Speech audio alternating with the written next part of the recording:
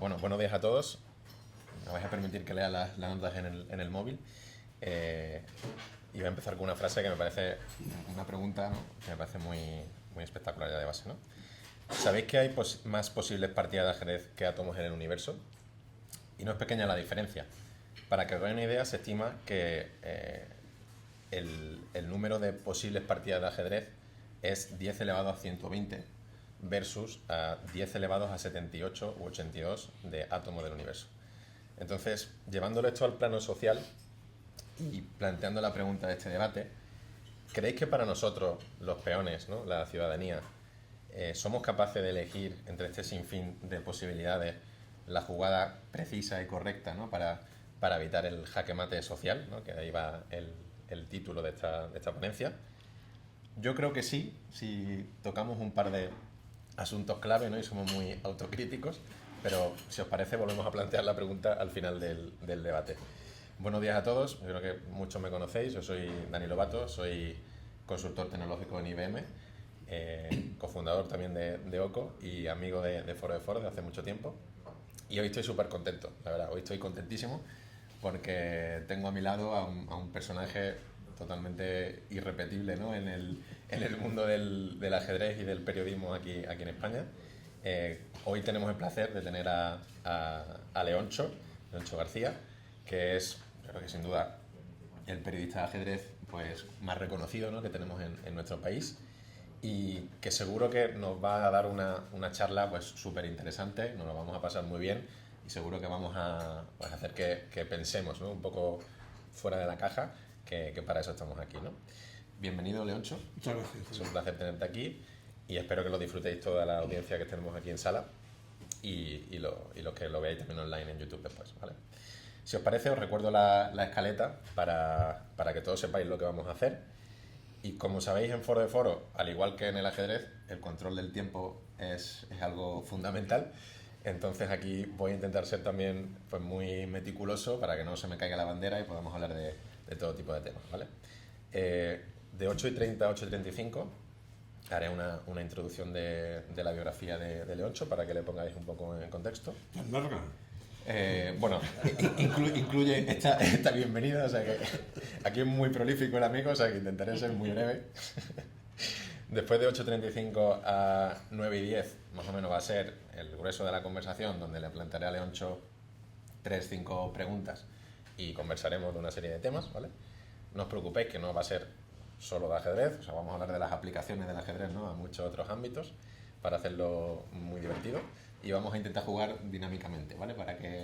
Para no enrocarnos aquí en una posición y dedicarle demasiado tiempo, ¿no? Y después, como siempre hacemos en Foro de Foro, de 9:10 a 9:25 vamos a dejar más o menos un tiempo para que podáis vosotros hacer también preguntas a Leoncho, ¿vale? Aprovechando que lo tenéis aquí. Los últimos 5 minutos cerramos y nos vamos, ¿vale? Que seguro que todo el mundo aquí tiene que también trabajar, ¿no? Después de esto. Así que bueno, si os parece, vamos con la biografía de Leoncho.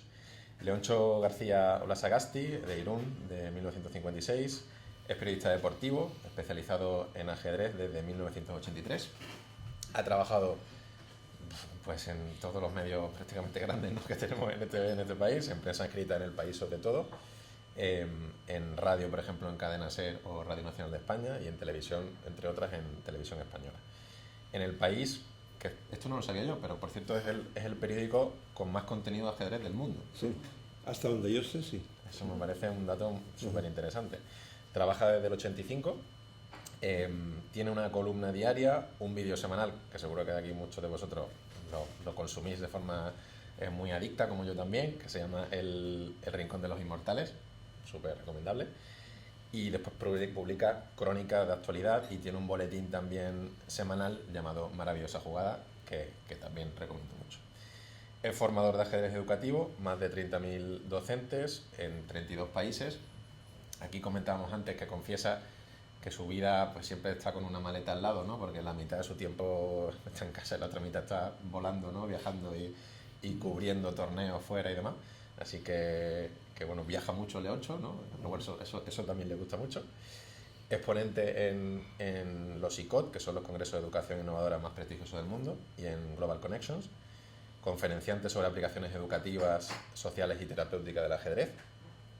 Aquí yo creo que también has entrevistado a todos los campeones del mundo de tu época, ¿no? Menos a Petrosian, creo que es, ¿no? Sí. Que también eso tiene muchísimo mérito. Consejero principal para ajedrez educativo de la FIDE, autor de Ajedrez y Ciencia Pasiones Mezcladas, que lo tengo aquí y lo recomiendo muchísimo, la verdad. Súper interesante el libro, entre otros que también tiene y que pretende también ahora escribir. Y bueno, sobre todo, aquí me parece algo interesante, él parte de ser maestro FIDE, fue jugador semiprofesional durante 10 años de ajedrez, desde el 73 hasta el 83, y todo apuntaba a que iba a ser jugador profesional, de hecho, hasta que un día tuvo una oportunidad, ¿no?, que el periodismo le brindó y que de hecho creo que hoy nos la va a comentar, ¿no?, en el boletín de hoy. Y desde ese momento pues descubrió que su verdadera vocación era el periodismo, ¿no?, y más que dedicarse a ser jugador profesional de ajedrez. Premios has tenido muchísimos, ahí nos podríamos dedicar la charla entera a premios, pero yo creo que vamos a pasar al meollo.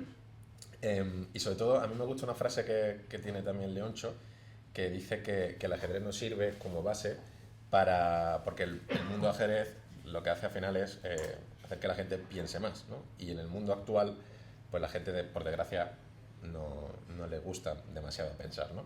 Entonces la mayoría de la gente tiende a pensar menos. Estamos creando un mundo en el que poco a poco nos vamos convirtiendo en más idiotas, ¿no?, lamentablemente. Y aprovechando que tenemos aquí un juego tan complejo, ¿no?, a la vez tan divertido, que incluso también está sostenido por estudios científicos, ¿no?, y experiencias internacionales durante tanto tiempo, y que es muy útil, ¿no?, a nivel pedagógico, pues, qué mejor herramienta que el ajedrez para combatir, ¿no?, esta falta de pensar, ¿no?, de la humanidad en general, ¿no? Así que bueno, para eso estamos aquí, para aprender un poquito más de ajedrez y sus aplicaciones. Y si os parece vamos a arrancar ya, ¿vale? Vamos con el primer tema. Bueno, antes déjame dar las gracias primero Venga. a ti, porque veo que has preparado muy bien esta reunión y te lo agradezco. A Margarita, evidentemente, por todo lo que hace y por este acto en concreto, y especialmente a vosotros, porque madrugar para pensar, para estar juntos, para intercambiar ideas con otras personas y para reuniros conmigo también es algo que realmente me llega al corazón, así que os agradezco mucho que estéis aquí. Este libro efectivamente es un reflejo de por qué yo me he dedicado 42 años al periodismo especializado en ajedrez sin aburrirme nunca, y es porque descubrí desde el primer día, en los que estéis suscritos a mi boletín del País, esta tarde, en mi boletín de este jueves se dedica a explicar eso. Un día yo me di cuenta de que el ajedrez tiene conexiones fascinantes con muchos campos del conocimiento humano, es decir, educación, psicología, psiquiatría, neurología, matemáticas, inteligencia artificial, música, cine, literatura, política internacional, otros deportes. 1500 años de historia documentada, muy pocas actividades humanas tienen tantas conexiones fascinantes. En resumen, el ajedrez es una mina de oro periodística de la que yo llevo extrayendo oro 42 años, lo pulo, lo presento al público y queda un montón de oro por sacar, con lo cual, pues, si la salud, crucemos los dedos, sigue siendo tan buena como la que tengo ahora, pues todavía me quedan muchas cosas por difundir, ¿no? Sí. Muchas gracias, Nacho. Pues vamos con el primer tema que vamos a cubrir. Me gustaría iniciar esta conversación como se inician las partidas de ajedrez, que es con la apertura, ¿no? Por supuesto llevo yo las blancas porque necesito más ventaja, porque si no, bueno, me vas a dar una paliza igualmente, pero esa iniciativa me gustaría tenerla del principio, ¿vale? En este caso además plantear la pregunta, o sea que tiene sentido. Vamos a hacer el gambito de dama, que yo creo que aquí muchos de vosotros por lo menos conocéis la serie, pero seguro que muchos de vosotros no sabéis realmente qué es un gambito, ¿no? Yo creo, sobre todo los que no jugáis al ajedrez probablemente lo sepáis. Un gambito es un concepto muy interesante porque al final es un sacrificio, ¿no?, que tú haces, sobre todo al principio de la partida, de un peón o de otra pieza, con el objetivo de ganar una compensación, ¿no? en el largo plazo, ¿no? Puede ser en la siguiente jugada, ¿no? o más adelante. Y en este caso me parece muy potente ese concepto del ajedrez de ceder en el corto plazo, ¿no? Para ganar en el largo plazo. En este caso, ¿qué crees, Leoncho, que podría aprender la política del ajedrez, ¿no? Porque creo que la política es todo lo contrario, ¿no? En la política vivimos en un mundo totalmente ¿no? de muy populista últimamente, muy maniqueo, ¿no? De bandos que se odian entre sí, que están totalmente atacándose, ¿no? Y que vía tweet y vía fake news se están destrozando el uno al otro, y parece que es imposible ver un gesto así de cesión, ¿no? Y creo que el ajedrez precisamente nos enseña el valor también de la derrota, ¿no? Porque la derrota al final es el que pierde, se lo he dicho tú muchas veces, es el que verdaderamente aprende, ¿no? Sí. Y gana. Y de hecho, el ajedrez lo bueno que tiene es que no hay factor suerte. Si tú pierdes es porque tú has cometido algún error o porque el otro juega mejor que tú, pero aquí no es como el fútbol, ¿no? O como la política o lo que sea, sino aquí pierdes y tú tienes que reflexionar para decir, vale, ¿por qué he perdido? Y cómo puedo jugar mejor la próxima partida, ¿no? Entonces, ¿qué puede aprender aquí un Pedro Sánchez de turno, un Ayuso, un Trump? Eso por un lado. Y por otro, que segunda parte, ¿crees que en la ciudadanía estamos en un punto, esto es un término que también me mola mucho, el ajedrez, que probablemente no lo voy a pronunciar bien, pero ¿crees que estamos en un Suxban, que viene siendo en el ajedrez una situación en la que la ciudadanía tiene que mover, sí o sí, pieza, pero ve que todas las alternativas son muy malas y sin embargo tiene que mover? Es como aquí, ¿no? Que dice, joder, aquí en voto, ¿no? Veo que no me siento identificado, ¿no? Con ningún partido, que nos pasa a muchos jóvenes. ¿Cómo ves tanto? Bueno, la pregunta es complicada, pero bueno, confío. Sí, es muy complicada. Empezando por el final, no creo que estemos en Susban, no creo que estemos en una situación en la que cualquier jugada que hagamos sea mala, pero hago una advertencia previa. Yo, como todo el mundo, tengo ideología, pero al contestar a esta pregunta de Daniel voy a hacer todo lo posible para no tener en cuenta mi ideología al contestar. Es decir, creo que lo que voy a decir sería exactamente igual si, por ejemplo, en España las características de la izquierda y de la derecha fueran exactamente lo contrario de lo que son ahora, ¿no? Porque es un análisis más bien ajedrecístico. En primer lugar, remato lo que has dicho al final. No estamos en Suswan, porque todavía creo que debería haber una distinción clara entre lo que sin duda es malo y lo que puede ser menos malo. Y ahí sí que voy a personalizar, porque tengo una opinión muy contundente sobre esto y aquí no voy a, no voy a frenarme. Donald Trump me parece una desgracia para la humanidad y yo creo que seas de izquierdas o de derechas es absolutamente, no sé qué adjetivo poner, incomprensible. Cuando analizas mucho la sociedad estadounidense, igual no es tan incomprensible, pero es desde luego inaceptable éticamente que más de 70 millones de personas voten por un señor que es un delincuente condenado como tal, es un mentiroso compulsivo. O sea, hay muchos de sus votantes que dicen que le votan por motivos religiosos. ¿Pero cómo por motivos religiosos? Según la religión protestante, que es la mayoritaria en Estados Unidos, mentir es de lo más grave que puedes hacer. Este señor miente de forma compulsiva. Entonces, por motivos religiosos, en fin.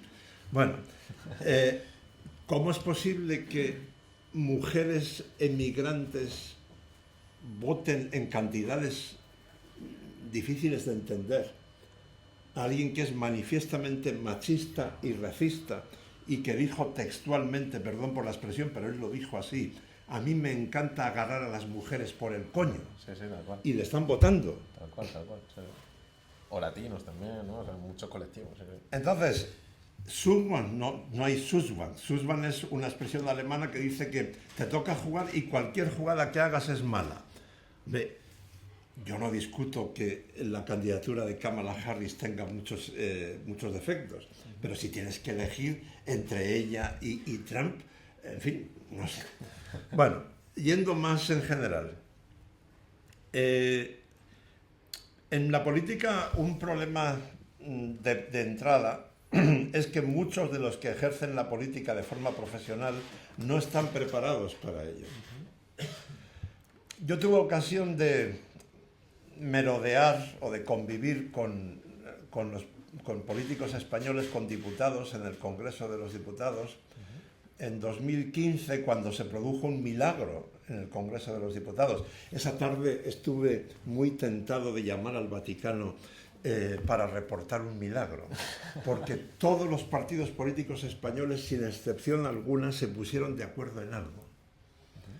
Y ese algo fue recomendar el ajedrez como herramienta educativa en los colegios. Y por eso luego me imagino que este tema saldrá más tarde.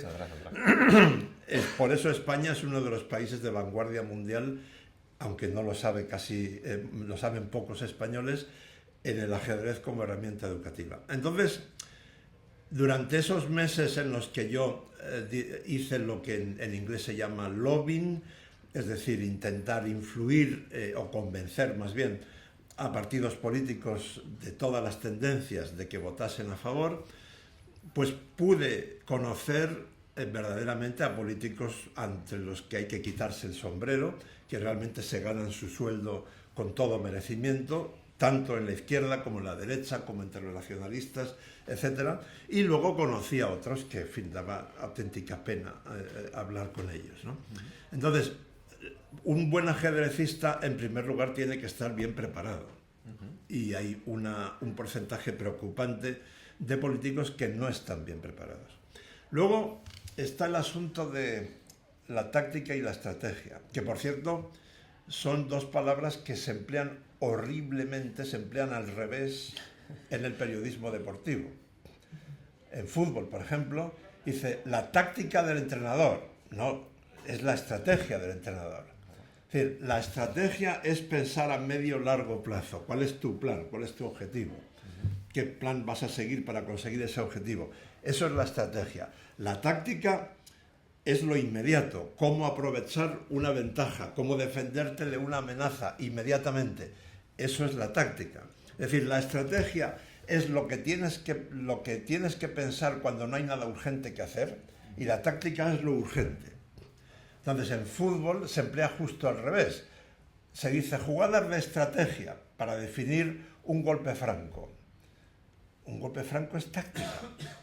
Un golpe franco es una posición estática en la que tú tienes una ventaja, que es que vas a chutar el balón, y entonces es una oportunidad para aprovechar una ventaja estratégica, ¿no? Y lo que decía, la táctica del entrenador no es la estrategia que el entrenador ha planteado para ganar el partido o para no perderlo, ¿no? Entonces, por ejemplo, en la política española yo veo demasiada táctica y poca estrategia. Y aquí es donde quiero subrayar lo que he dicho al principio. Lo diría exactamente igual si fuera al revés. Veo más táctica en la parte conservadora, en el Partido Popular especialmente, y más estrategia en la izquierda.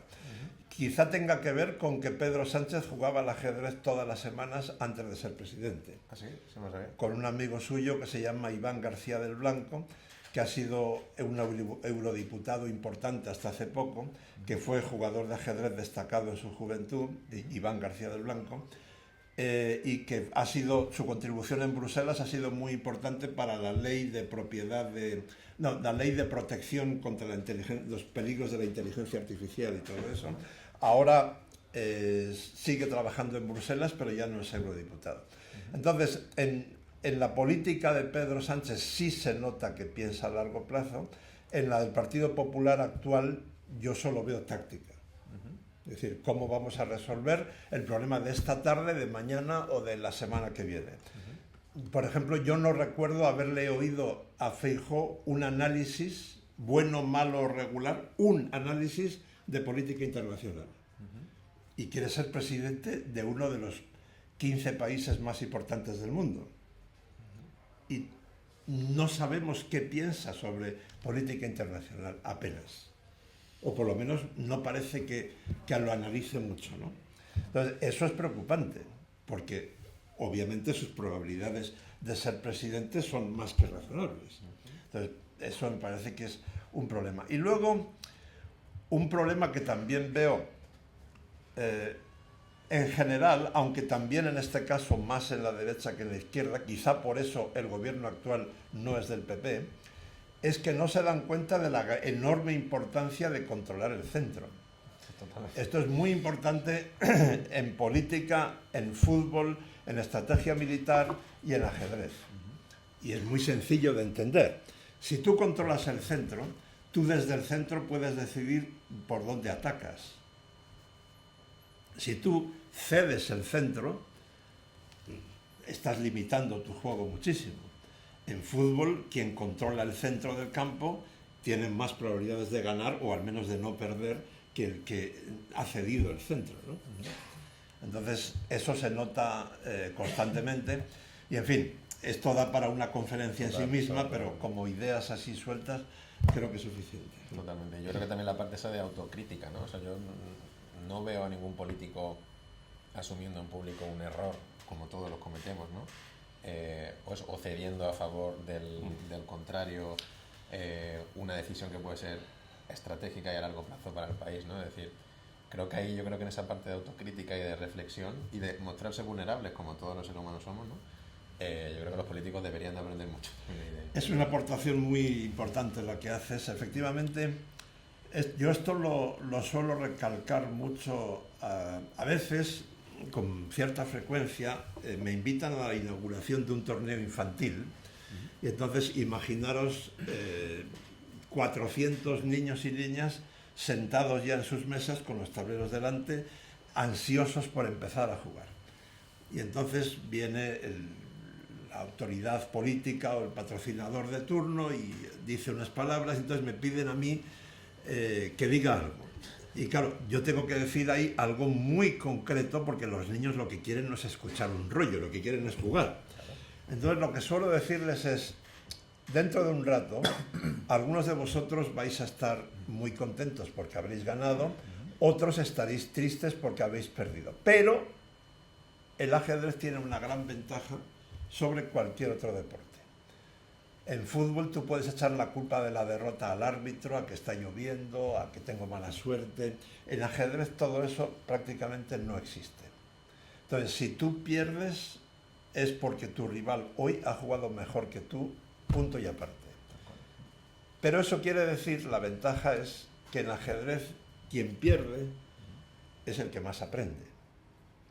Siempre y cuando tengas desarrollada la característica o la habilidad de la cualidad de la autocrítica, que es donde tú ibas.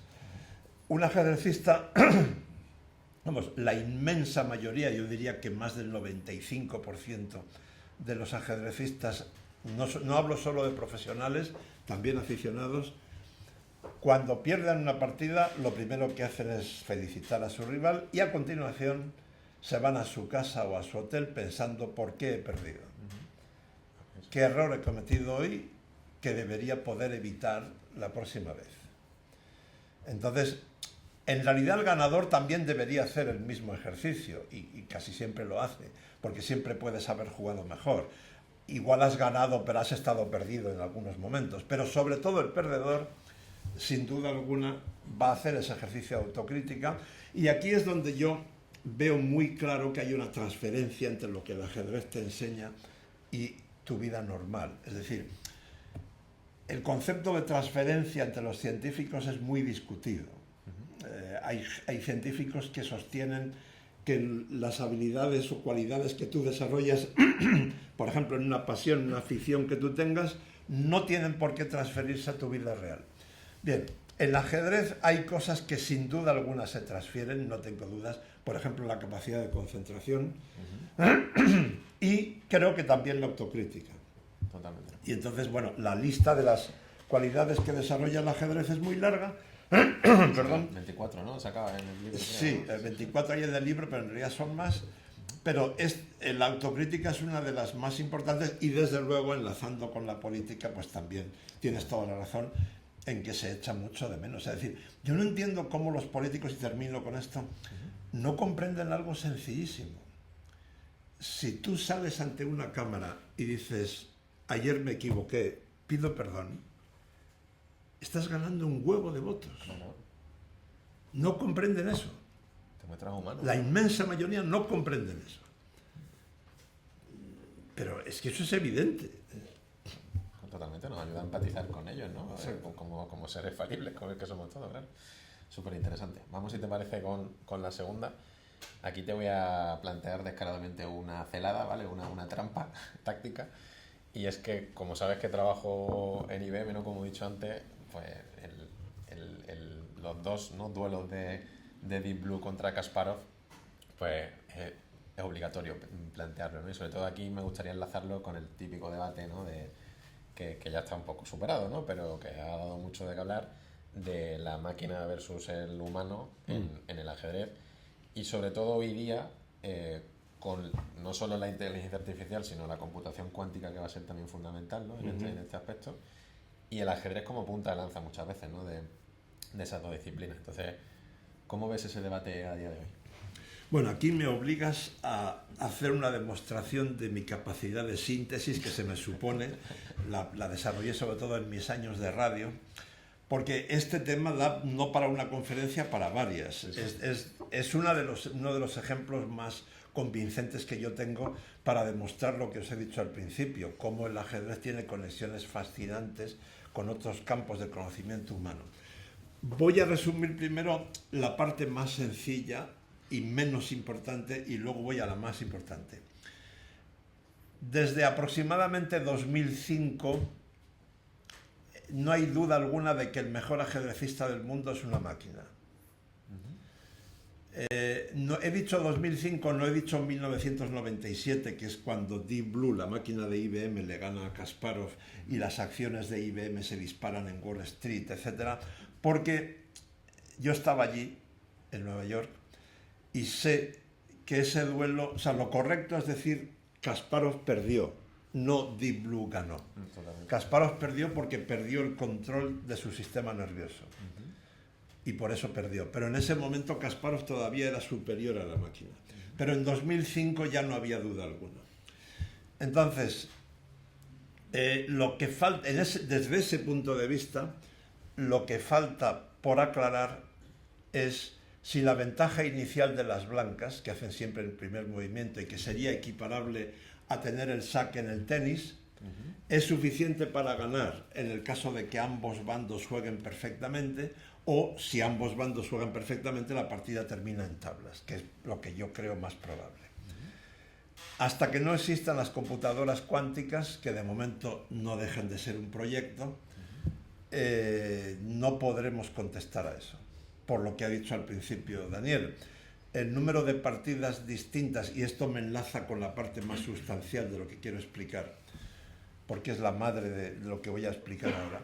Efectivamente, el número de partidas que se pueden jugar al ajedrez es mayor que el número de átomos que hay en el universo entero conocido, y por tanto ninguna computadora actual, ni las de la NASA ni las de IBM, ninguna puede jugar perfectamente al ajedrez.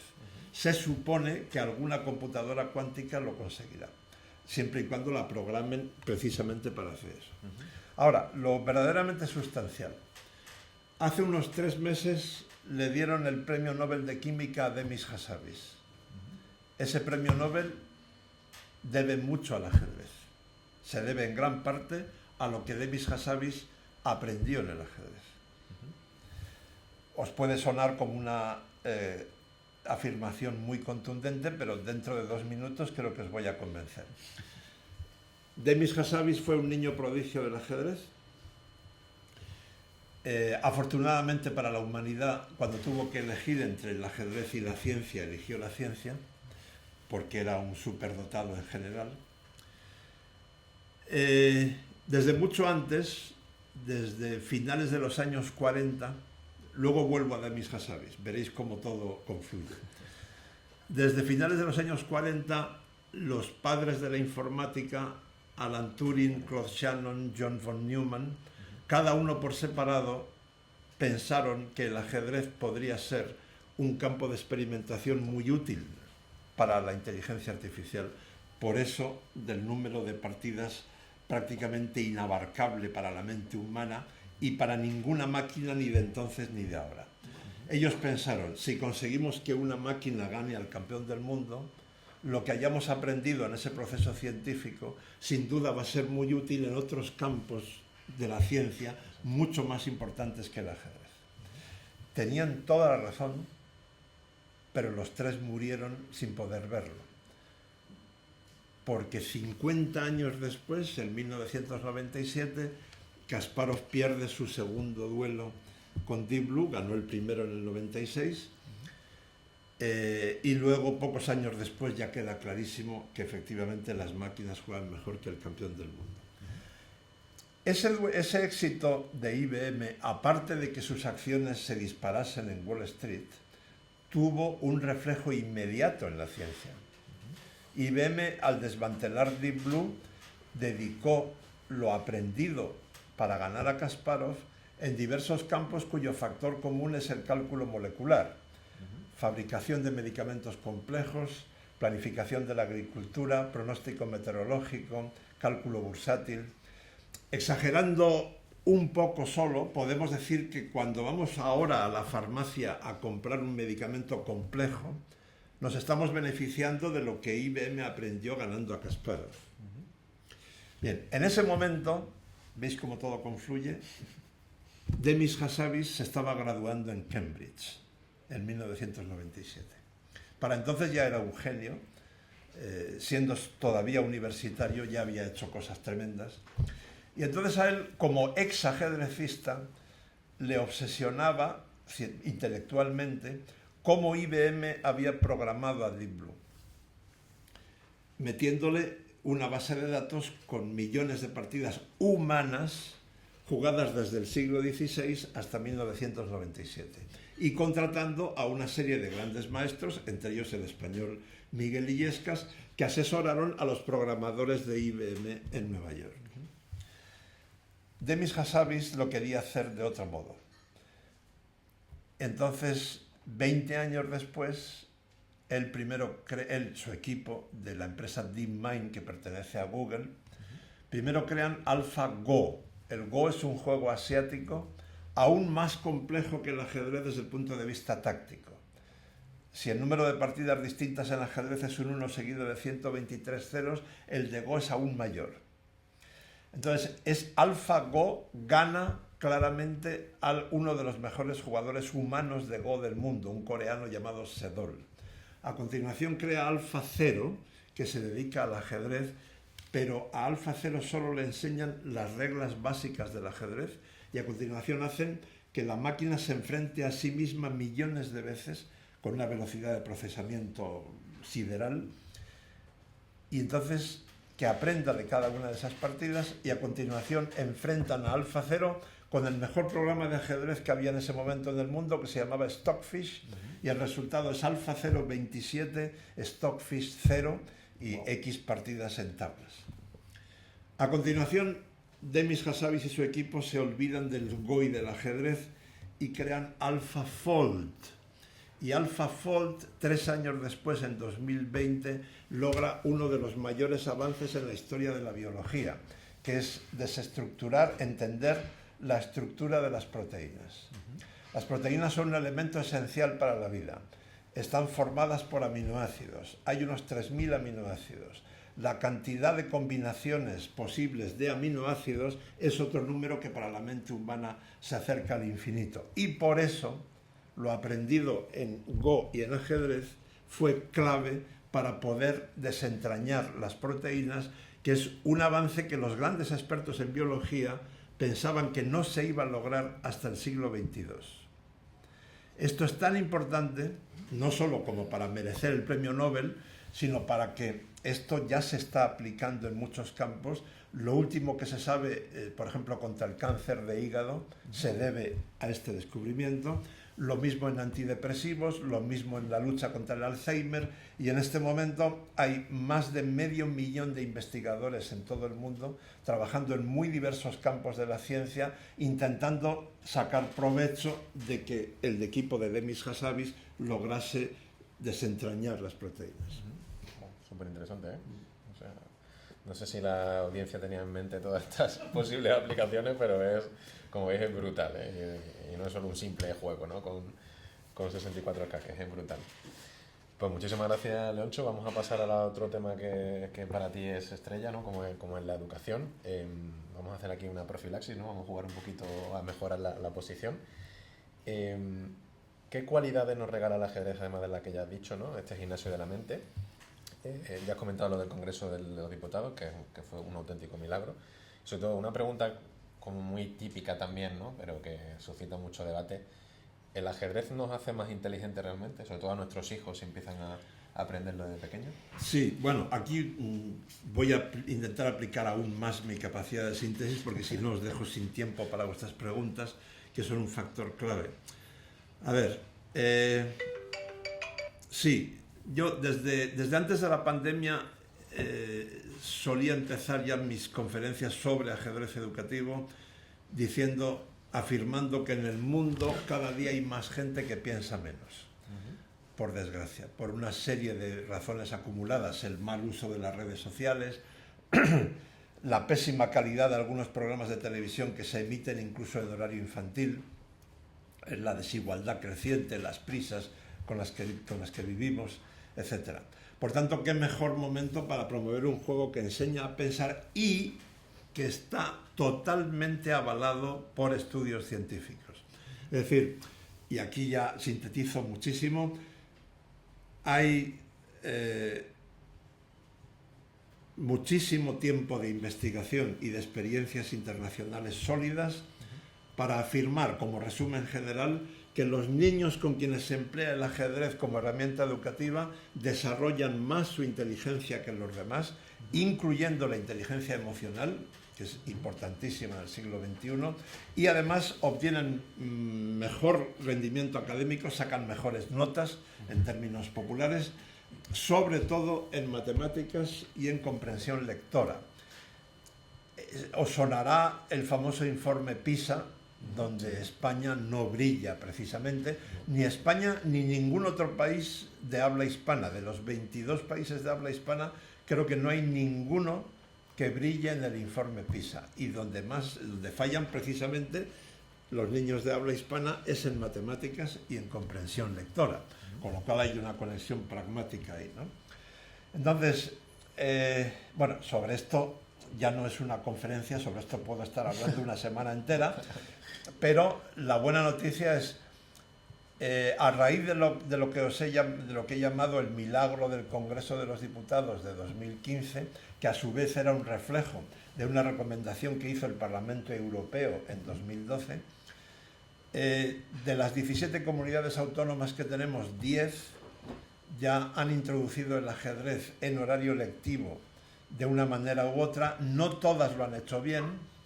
Las 5 que lo han hecho muy bien y que son un modelo de buenas prácticas para el resto del mundo, esto no lo digo yo, lo dice la Federación Internacional de Ajedrez, que les ha puesto, digamos, un sello de calidad, son Cataluña, Aragón, Andalucía, Canarias y Baleares. Luego están Galicia, Cantabria, Navarra, Madrid y Murcia, donde no se están haciendo las cosas bien, por motivos que no da tiempo a explicar aquí. Y a todo eso, que estamos hablando de cifras grandes, ¿eh? Puedo daros, por ejemplo, solo las de Andalucía. Solo en Andalucía, a números redondos, hay unos 750 colegios, más de 5.000 maestros y 110.000 alumnos conectados con el ajedrez educativo en horario lectivo. No estoy contando los colegios públicos, privados, concertados, donde hay ajedrez extraescolar, que es más deportivo que educativo, ¿no? Por tanto, España está en la vanguardia mundial en esto, y bueno, ojalá lo siga estando. Aquí un apunte también por entender por qué estamos en la vanguardia mundial, pero nadie lo conoce, ¿no? O el gran público no lo conoce, que tú también lo comentas, creo que en el libro. Es la reflexión de que no tenemos un Rafa Nadal, ¿no?, en el ajedrez español, y por eso no tenemos un ídolo, ¿no?, de masas que solemos seguir. Y por otro lado, sueles comentar que el marketing en el ajedrez pues brilla, ¿no?, por su ausencia, lamentablemente. Si no, otro gallo cantaría, probablemente, pero... Sí. En medio minuto, aunque se están mejorando bastante a raíz de la pandemia y de la serie Gambito de Dama, la mercadotecnia en el ajedrez empieza a ser bastante mejor, pero todo lo que tiene que ver con mirar hacia afuera falla en la comunidad del ajedrez. Los ajedrecistas somos o tendemos a ser muy endogámicos. Los jugadores están muy preocupados por sus partidas, sus rankings, su equipo, sus aperturas, sus torneos, y hay pocos ajedrecistas que miren hacia afuera. Y bueno, en realidad eso me beneficia en términos pragmáticos, porque durante muchos años había muy poca gente que se dedicase a lo que hago yo. Ahora afortunadamente somos más. Perfecto. Pues última pregunta, si te parece, antes de pasar al público. Y es que me parece fascinante aquí la parte, ¿no?, en la que hablas de cómo aplicar el ajedrez a nivel social con colectivos que están un poco al márgenes del tablero, ¿no? En este caso, por ejemplo, hablamos de tu experiencia con presos, ¿no?, con drogodependientes, bueno, también, por ejemplo, con cáncer infantil, con autistas, ¿no?, y Asperger, desempleados, sin techo, superdotados, síndrome de Down. Al final hay una serie de colectivos pues, que están efectivamente un poco más al margen, ¿no? Y que si con el ajedrez los ayudamos a, como tú decías antes, ocupar el centro, ¿no?, e integrarse mejor en la sociedad, pues es súper útil, ¿no? Entonces, aquí particularmente tu experiencia, sobre todo en el Chapo, me parece espectacular. Así que sí, bueno, si nos puedes dar un par de pinceladas de cómo aplicar esta ajedrez. En primer lugar, te felicito nuevamente porque has elegido muy bien los temas. Es decir, de ajedrez, como veis, se puede estar hablando durante años enteros sin agotar los temas, pero Daniel ha elegido muy bien los que sacamos aquí. Y una vez más tengo que decir algo que la inmensa mayoría de los españoles desconocen. El territorio más vanguardista del mundo en aplicaciones sociales y terapéuticas del ajedrez es Extremadura, donde además se ha conseguido otro milagro. Tanto cuando ha gobernado el PSOE como el PP han mantenido el apoyo a todas las aplicaciones sociales y terapéuticas que ha mencionado Daniel y algunas más. Yo suelo decir que cada vez que yo voy a Extremadura me meten en la cárcel, lo cual es literal, ¿no?, básicamente cierto. Es decir, he visitado las cárceles de Badajoz y Cáceres y también el centro de rehabilitación de menores en Badajoz también varias veces. Tienen como 15 años de experiencia ahí, los resultados son muy buenos. No lo digo yo, por ejemplo, he leído informes de los psicólogos profesionales que trabajan en ese centro de rehabilitación de menores, no de rehabilitación, centro de reclusión de menores, perdón, y también, por eso me he equivocado, en el centro de rehabilitación de drogadictos de la Garrovilla han tenido resultados fascinantes, ¿no? Todas las personas especiales que ha citado Daniel, efectivamente, si alguno está interesado en algún grupo especial, luego os puedo dar más detalles, pero el ajedrez funciona muy bien con personas con autismo o Asperger. Hay estudios científicos, bueno, muy cerca de aquí, en el Hospital Puerta de Hierro, hay un psiquiatra español, Hilario Blasco, que está recetando ajedrez todos los días y que es el autor de un estudio científico, digamos, bendecido por la Academia Internacional, que demuestra que en los casos leves y moderados el ajedrez puede llegar a sustituir a los fármacos, en los graves no, pero él está utilizando ajedrez desde el minuto 1. Y guardo para el final porque quiero recalcarlo especialmente, porque esto abarca potencialmente a cualquier ser humano. Hay estudios científicos sólidos para afirmar que el ajedrez es un magnífico gimnasio de la mente para retrasar el envejecimiento cerebral y, por tanto, el Alzheimer o cualquier otra demencia senil. Fijaros que he dicho retrasar, no he dicho prevenir. Por desgracia, que yo sepa, todavía no hay nada que prevenga el Alzheimer, pero cuando hablamos de retrasar, estamos hablando de muchos años.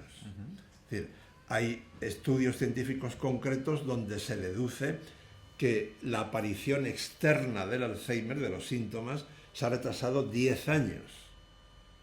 Imaginaros lo que eso supone, ¿no? Puedes morir antes por otros motivos y sobre todo el sufrimiento que se ahorra no ya al paciente, sino a las personas que tienen que cuidarlo, etcétera, ¿no? Esto está sólidamente apoyado. Es decir, hay un estudio del Instituto Albert Einstein de Nueva York que duró 21 años, donde se llega a la conclusión de que quienes dedicaron su tiempo libre, por decirlo así, a jugar al ajedrez, a jugar al bridge, que también es otro juego de gran exigencia mental, o, no sé si tengo una buena noticia para algunos de vosotros, a bailar, porque bailar requiere una gran coordinación entre el cuerpo, entre la mente y el resto del cuerpo, aumentaron mucho más que todos los demás, los que se dedicaron a otras actividades que también son recomendables, por ejemplo, caminar por el monte, ir al gimnasio, aprender idiomas extranjeros, a tocar un instrumento musical. Todo eso es bueno, pero todos esos quedaron por debajo de los que se dedicaron al ajedrez, al bridge o a bailar, en cuanto a aumentar su reserva cognitiva. La reserva cognitiva es un depósito que tenemos en el cerebro que cuanto más lleno esté, mejor preparados estamos para una demencia senil o contra una demencia senil. Entonces, estos la aumentaron muchísimo a una edad en la que lo normal es perderla. Fijaros, termino con esto, que si sumamos, y esto, las dos cosas tienen pleno respaldo científico, el valor del ajedrez como herramienta educativa, más su valor como gimnasio mental, estamos abarcando prácticamente al 100% de la población. Totalmente. Y todavía no, habría que sumar a todos los colectivos que ha mencionado Daniel, ¿no? Totalmente. Más con la tendencia también al transhumanismo, ¿no? Que también está de moda últimamente, el ajedrez nos ayuda, ¿no? A vivir más, como bien dicen, ¿no? Bueno, súper interesante como veis. Ya hemos pasado de esta partida, ¿no? Y hemos pasado al medio juego, el final y todo. Yo creo que me han metido una paliza, evidentemente. Entonces voy a necesitar ayuda del público y vamos a hacer lo que en ajedrez se conoce como un Armagedón, que no sé si conocéis, pero normalmente en ritmo blitz, ¿no? De 5 minutos por partida, por jugador. En el Armagedón lo que se hace es que las blancas tienen más tiempo, pero están obligadas a ganar para ganar, ¿no? Entonces las negras, si es tablas, ganan. Entonces aquí, por supuesto, Leonchos va a tener las blancas porque va a tener más tiempo para responder. Y vosotros os pido que en menos de un minuto, por favor, planteéis vuestras preguntas y también si podéis decir vuestro nombre y a qué os dedicáis, así también Leonchos ubica, mucho mejor. Y ya pues tenemos hasta y 25 y 27, bueno, tenemos 10 minutitos, ¿vale? Bueno, ¿quién empieza? ¿Quién rompe el hielo? Yo si no tengo aquí de backup un montón de temas, pero aprovechad. Venga. Me llamo Alberto Donaire y soy pintor. Aprendí una máxima que no sé hasta qué punto la compartiríais, que cuando dos personas piensan igual, al menos una de las dos no piensa. Probablemente ninguna de las dos. Entonces mi pregunta sería, ¿hasta qué punto el ajedrez puede servir para superar las ideologías? Bueno, muchas gracias, Alberto, porque la pregunta es realmente muy interesante. Creo que de ese modo no me la habían hecho nunca.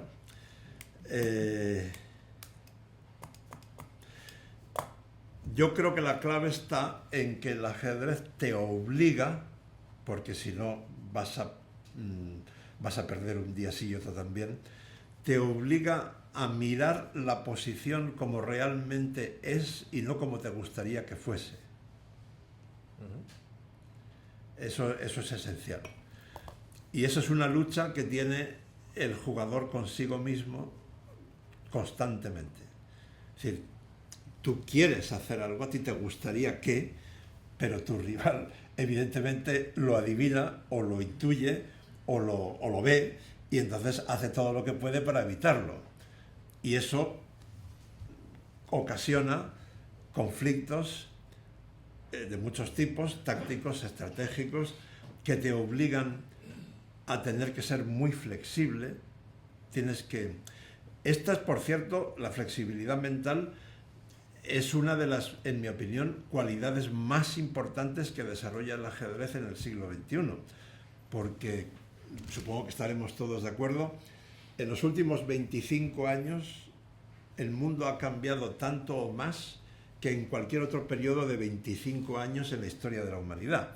Para encontrar situaciones equiparables teníamos que pensar en momentos tan extraordinarios como el descubrimiento del fuego, la invención de la rueda, de la imprenta, en fin.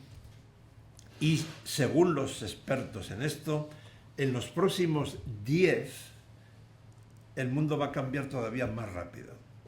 Por tanto, la capacidad para adaptarte a una realidad que cambia a toda velocidad es ya una de las cualidades más importantes para cualquier ser humano que viva en el mundo, digamos, civilizado, ¿no?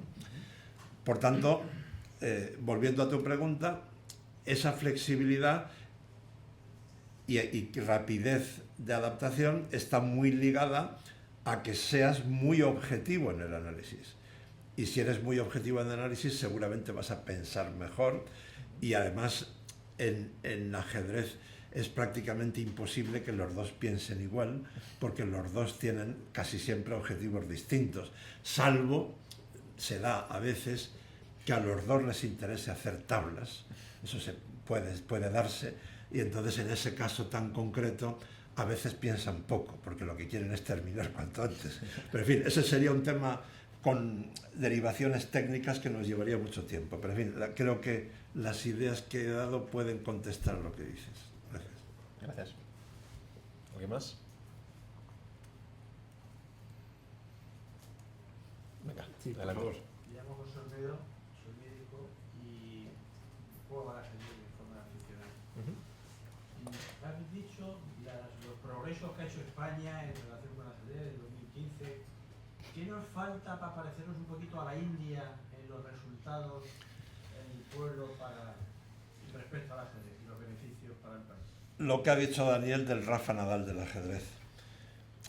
A ver, ¿Nos falta dinero también de las instituciones públicas o privadas también? Sí, sí, la federación sí. tiene un poco de dinero. Sin duda alguna. Me estás tocando una vena que Sin duda alguna, lo último que has dicho es cierto. Lo que pasa es que está plenamente conectado con lo anterior. A ver, en la India es donde se cree, no hay una certeza exacta, pero se cree que el ajedrez nace en la India hace más de 1500 años. Hay otras teorías, pero en fin, no me voy a enrollar. Se sabe que el ajedrez moderno, tal como se juega ahora en todo el mundo, eso tampoco lo sabéis seguramente, nace en España hace poco más de 500 años. El ajedrez arábigo, que los árabes trajeron de la India a España, resumiendo mucho la historia, a finales del siglo VIII, no tenía ninguna figura femenina. Y en la pieza que ocupaba el lugar de la dama actual se llamaba el alferza, y tenía unos movimientos muy limitados, una casilla en diagonal. Son los españoles quienes no solamente convierten el alferza en dama, sino que sobre todo convierten a la dama en la pieza más potente del tablero, cualquier número de casillas en cualquier dirección. Eso hace que el ajedrez se vuelva mucho más dinámico, y por eso cuando los españoles lo llevan a América o bajo el reinado del imperio de Felipe II, a buena parte de lo que hoy sería la Unión Europea, el ajedrez moderno eclipsa rápidamente al arábigo. Todo este rollo viene como introducción porque tanto en la India como en España tenemos razones históricas para que el ajedrez sea importante. Yo tuve mucho éxito con esta idea de que el ajedrez debería formar parte de la imagen exterior de España cuando me ofrecieron ser comisario de España en la Expo Universal de Dubái de 2021, donde en el pabellón español, nada más entrar, había un panel de 27 metros de largo, donde se contaba esto que os estoy contando ahora con mucho más detalle y más cosas. ¿Cuál es la diferencia entre India y España? Que en la India, además de la historia, tienen a Viswanathan Anand, 5 veces campeón del mundo, que ha hecho por el ajedrez en la India lo que Rafa Nadal, o antes Manolo Santana u otros, por el tenis en España, pero multiplicado por un montón, porque hablamos de un país de 1.400 millones de habitantes. Entonces, en ese país, hasta hace unos cuantos años, los deportes muy populares, como el fútbol en España, eran el cricket, el hockey hierba, y luego el squash, el bádminton, pero ahora el ajedrez compite con todos esos gracias a Anand, ¿no? Entonces, en España necesitaríamos eso. Has hecho muy bien en añadir lo de la falta de medios. Yo soy muy crítico con la Federación Española de Ajedrez. España es, esto tampoco lo sabéis probablemente, el país del mundo que organiza más torneos internacionales cada año desde 1988. ¿Por qué desde ese año? Porque el año anterior, del 87, se jugó el cuarto duelo por el Campeonato del Mundo entre Karpov y Kasparov en Sevilla. Karpov y Kasparov mantuvieron la mayor rivalidad en la historia de todos los deportes individuales, una rivalidad muy preñada o contaminada por cuestiones políticas, y ese cuarto duelo se jugó en Sevilla. Tuve el honor de retransmitir la última partida en directo por Televisión Española, después de 2 meses y medio de lucha. Todo dependía de la última partida. Yo había presentado cada noche un programa especial de Televisión Española durante 2 meses y medio, y durante esa retransmisión, según las estadísticas oficiales, llegamos a tener 13 millones de espectadores españoles viendo ajedrez. Wow.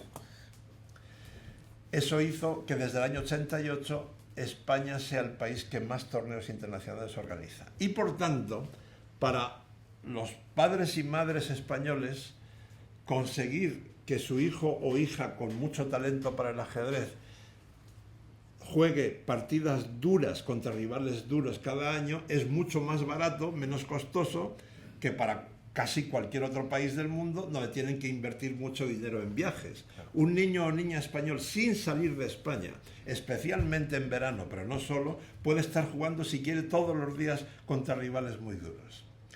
Sin embargo, la Federación Española cobra una miseria por la licencia de ser miembro de la federación. Y como tiene tan pocos ingresos y no son capaces de conseguir patrocinadores importantes, no pueden pagar como se debería a los entrenadores que trabajan con los jóvenes talentos que se crean en España. En España surgen, obviamente, muchos jóvenes talentos, pero no están bien cuidados porque los entrenadores tienen que buscarse la vida en otras ocupaciones. Pues última pregunta rapidísima, con una respuesta también muy rápida por parte de Leoncho. Venga, Jaime. Sí, bueno, yo soy Jaime, tengo una empresa de servicios financieros a empresas tecnológicas y fanático del Rincón de los Inmortales. Muchas gracias. ¿Cómo de lejos estamos de que las partidas entre campeones del mundo siempre sean tablas? ¿Y qué solución hay al margen del tiempo, de acortar el tiempo? Muy interesante. A ver, el ajedrez tiene parte de ciencia, arte y deporte. La parte científica es básicamente la preparación casera. Ahora, como los jugadores se entrenan con computadoras que calculan millones de jugadas por segundo, la preparación casera, la parte científica, por desgracia, en mi opinión, tiene cada vez más peso. Empiezan a abundar, como tú apuntas en tu pregunta, las partidas donde las 20 primeras jugadas o las 25 incluso más se hacen de memoria, lo que deja muy poco espacio para el arte, la creatividad, la improvisación y el deporte, los apuros de tiempo, los nervios. Si haces 25 jugadas de memoria, pues claro, eso es prácticamente ciencia, ¿no? Soluciones. Se está intentando una, financiada incluso por un multimillonario alemán. Pronto escribiré sobre eso porque hay un torneo en Hamburgo al que iré dentro de 2 semanas, que es el ajedrez 960. Consiste en sortear la posición de la primera fila de las piezas, los peones siguen estando en la segunda, inmediatamente antes de cada partida. Hay 960 maneras de combinar la primera fila de las piezas. Eso prácticamente inutiliza los miles y miles de libros, programas de ajedrez, DVDs, etcétera, etcétera, que existen sobre teoría de aperturas, porque no hay ningún ser humano que tenga ni la millonésima parte de la memoria suficiente para recordar tantas posibilidades. Es decir, hay que pensar desde el minuto 1.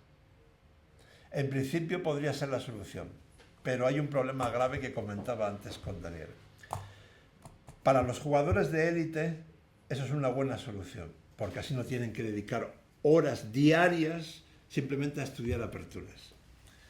Pero para el aficionado medio eso es una desgracia, porque la inmensa mayoría de los aficionados han invertido miles de horas a lo largo de su vida ajedrecística en estudiar aperturas. Si tú les extraes ese conocimiento de su cerebro, se sienten intelectualmente desnudos. Entonces se cabrean. Dice, ¿qué? De los 160, déjate de leches, yo el ajedrez clásico de toda la vida, ¿no? ¿Cuál es el camino intermedio? Cada vez más, tanto en la élite como entre los aficionados, en vez de seguir la primera recomendación de la máquina en una posición de apertura, eligen la tercera, la cuarta o la quinta, con lo cual sacan a su rival de lo que su máquina le ha dicho. Y entonces ahí hay más creatividad. Es decir, afortunadamente hay un freno, no es una progresión geométrica, en el número de jugadas que se hacen de memoria en las partidas. Ha habido como un freno de pronto, porque de pronto hay muchos jugadores que muy pronto, en la jugada 5, ya se están saliendo de todo lo trillado. Y ahí nos beneficiamos de lo que hemos dicho al principio. Como el número de partidas distintas es mayor que el número de átomos en el universo entero conocido, pues aún quedan muchas partes del ajedrez por explorar, ¿no? Perfecto. Pues nada, si os parece cerramos aquí. Darle muchísimas gracias a Leoncho. Yo me tiraría hablando aquí una eternidad contigo, ya sea de ajedrez o de lo que sea. Yo creo que hace falta mucha más gente como Leoncho, ¿no? Que transmita esa pasión por aprender, ¿no? Y por pensar, que es fundamental hoy día. Y bueno, con tu agenda, que con lo apretada que la tienes, que nos haga un hueco aquí, la verdad es que es un auténtico privilegio. Yo me lo he pasado como un enano, la verdad. Y muchísimas gracias también al Perro y la Galleta, ¿no? Por este sitio tan chulo y el desayuno tan rico que hemos comido. Gracias a todos vosotros, ¿no? por venir tan prontito, ¿no? y madrugar con nosotros. Y sobre todo, gracias también, aunque siempre me dice que no lo haga, pero yo siempre lo hago, gracias a Margarita, que es la dama de este tablero, ¿no? Y que siempre hace posible que podamos jugar, ¿no? a este tipo de conversaciones. Y a Foros por crear este tipo de espacios que sin duda son fundamentales para eso, para que la sociedad civil pues fomente ¿no? su sentimiento crítico, ¿no? su sentido crítico, y al final pues podamos responder con contundencia a la pregunta, ¿no? que iniciamos en el debate, de que yo creo que si la sociedad civil hacemos cosas como estas, ¿no? y realmente nos paramos a reflexionar, empujamos también a nuestros políticos a que también lo hagan y que sean un reflejo de nosotros, yo creo que ahí sí que podremos evitar el jaque mate social. Si no, vamos a tener muy difícil. No, suscribo totalmente esas palabras, te agradezco nuevamente toda tu aportación, Daniel, y aparte de que ahora os saludaré a cada uno por separado para agradeceros que estéis aquí, como reflexión general, creo que conocer a gente como vosotros, que hacen lo que hacéis habitualmente, de reuniros aquí básicamente para pensar e intercambiar ideas, pues nos hace concluir que podemos ser optimistas. O sea, el mundo tiene solución, ¿no? Muchas gracias.